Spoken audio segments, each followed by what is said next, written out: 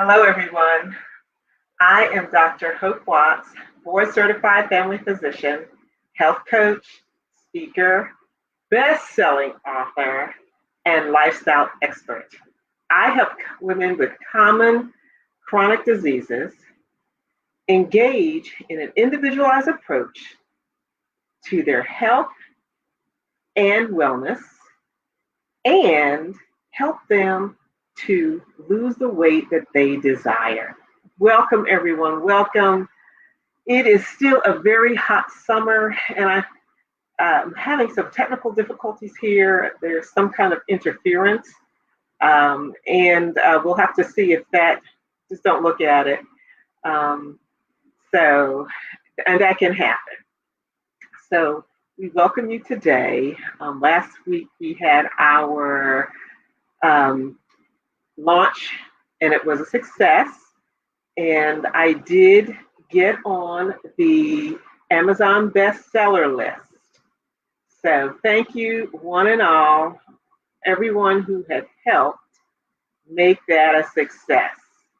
And I wrote a general thank you on Facebook, but there are some that I will contact personally because they've been sending me text messages and what have you. It has been a wonderful week.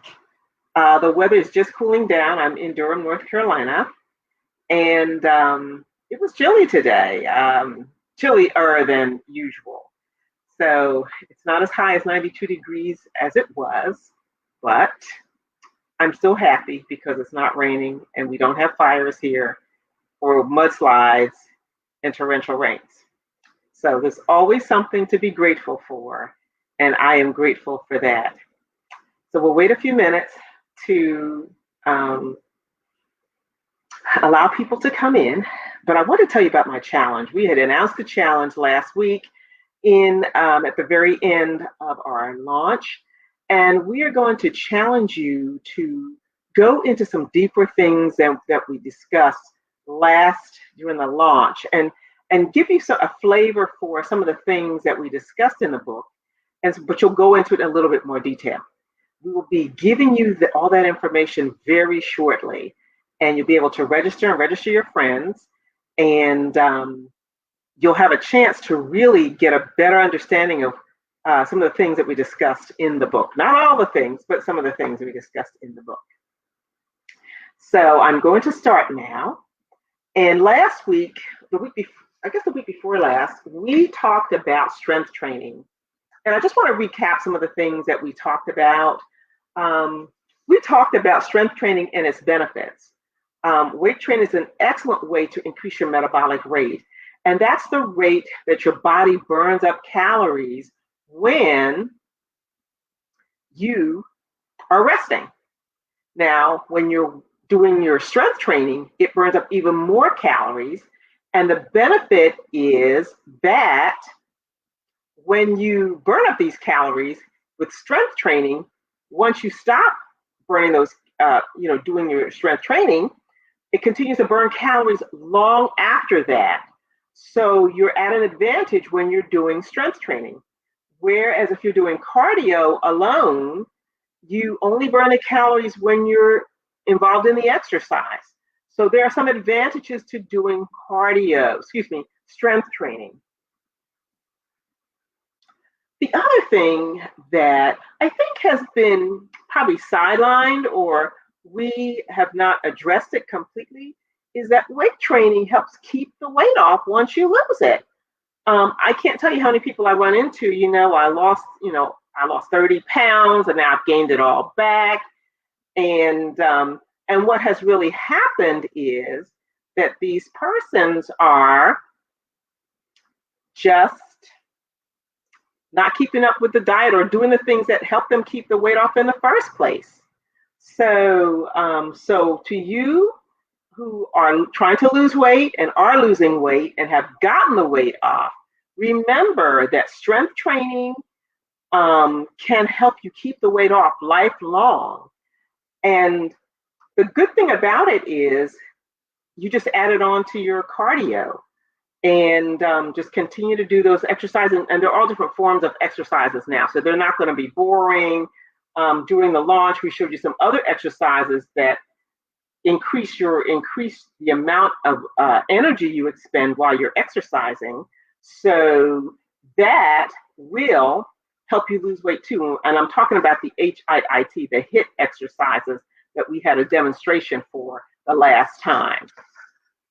Also, strength training can protect bones, health, and muscles. It can increase muscle mass. Now, why would you want to, as a female, increase your muscle mass? And a lot of people say, well, I don't want to do any bodybuilding. You won't be doing bodybuilding because you'll be using very low weights, meaning 3 pounds, 5 pounds, maybe up to 10 pounds. And some people can go a little higher than that, but starting out, you'll probably start at 4 or 5 pounds. You want to increase your muscle mass because you'll burn fat more efficiently. And so that's a part of losing weight. So you're going to be doing something to enhance your weight loss. The other thing it does is help bone density. And they're recommending, as people get older, to do more weightlifting because this helps bone density. And it also, they found, does help with balance to some degree. Now, we've reviewed a few things, so let's go on to some other things that we have found that strength training can do for you.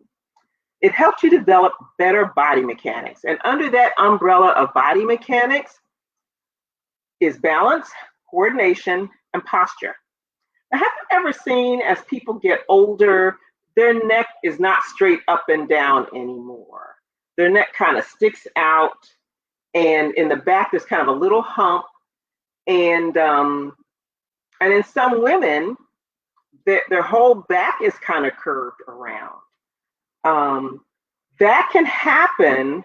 The curving of the back for women can happen because of osteoporosis, and that means that your bones are thinning. It's a simple definition, but weightlifting and strength training can help prevent that also, and it can help maintain your bone mass also.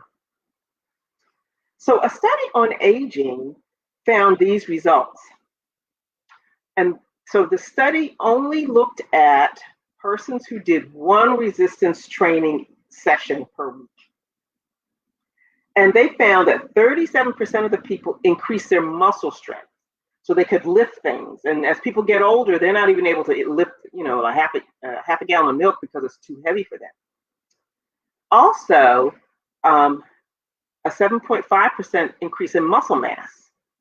Now, you've seen people with, their arms kind of flabby at the very bottom, and they're shaking, and you're almost ready to touch them because they may break or so. The other thing they found was 58% had an increase in their functional capacity. And functional capacity is a term used to explain a generality how people are able to work or take care of themselves in their homes. So they're able to get up, cook food, clean the house, go out and get, their groceries, take care of bills and things like that, and able to do their personal toilet and, wash and do those kinds of things. And what they have found is, we're talking about the exercise improves the functional capacity. They have found that if older Americans, over 65, 75 on up, and even younger, because some people don't do any exercise at all, they are more prone to falls. And they're more prone to having problems with their balance. And if you don't do these exercises, you will have lots of falls. There are times I hear about patients, they just fell. They're standing, holding on to something, and for some reason, their feet give way. So I just want to reiterate that strength training is good for all age groups, maybe not children, but for all age groups, including people who are going into their later years. And some insurance companies actually pay for that. I know Aetna is famous for paying for or making exercise available for a nominal copay. It can also help you boost energy and your mood. Strength training can. They have found that people who are depressed doing strength training actually have a better mood, but they can also get that with cardio also. So, and really what happens is that your body starts to produce endorphins, and these are the hormones of well-being and feeling good about yourself. So strength training can do that also. And I guess you can take your pick. You can do strength training or cardio or both, because it's still going to help. Additionally, we also find that strength training can help with chronic disease management. Now, there are probably 3 or 4 that are more common: heart disease, hypertension, diabetes, or some of those chronic diseases. They have found that strength training helps diabetics, along with a healthy lifestyle, to help improve their glucose control. So when they check their blood sugars, they're getting closer to normal. And I think I've seen this happen also with cardio. I think what happens is they are exercising, and the effect of oxygen helps the whole body work more efficiently. And the other side of that is some people don't even need, after a while, there have been some patients that have gotten off insulin. Now, I'm not saying that everybody's going to get off insulin, because it takes a concerted effort to do that. But some people don't have to take as much insulin, or some people don't have to take the pills and the insulin just from doing the exercise. So I think for some of the chronic diseases, we have underrated strength training and exercise of all types. Cardio, if you say, are you walking? Patients say, oh yeah, I walk around the building all the time. That's my job. And I'll say, no. Exercise means you're going to exercise continuously for that period of time. And most people recommend 30 minutes. So strength training can help with blood sugar management if they're, and first of all, you have to be trained to use the weights correctly, kettlebells and other resistance items. And it can also help people with chronic obstructive pulmonary disease, because what happens is you have to exercise and you're going to take in deeper breaths. And so you'll probably be oxygenating a lot better. Same thing for hypertension. And strength training has been known to help, as we have said, with chronic diseases. Heart disease is number one. It helps build the muscle of your heart. And there are some people, if they get chest pain and the doctors require them to, the doctors will go in and check their blood vessels, the main blood vessels in their hearts. People who have been exercising don't necessarily have to have those vessels opened up, because they have all this other blood vessels that have grown around in the heart to make the heart stronger.